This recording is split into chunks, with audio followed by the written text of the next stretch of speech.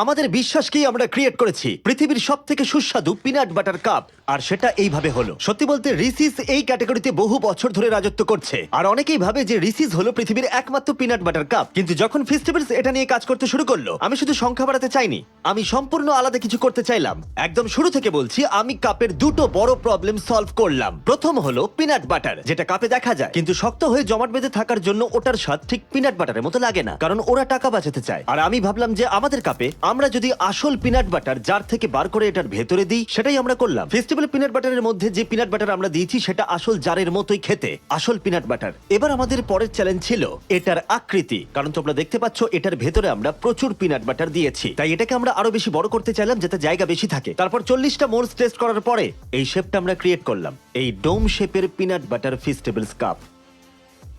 যেমনটা তোমরা দেখছো এর ভেতরে অনেকটা পিনাট বাটার রয়েছে। এটা হাই কোয়ালিটি ফেস্টিভ্যাল চকলেট।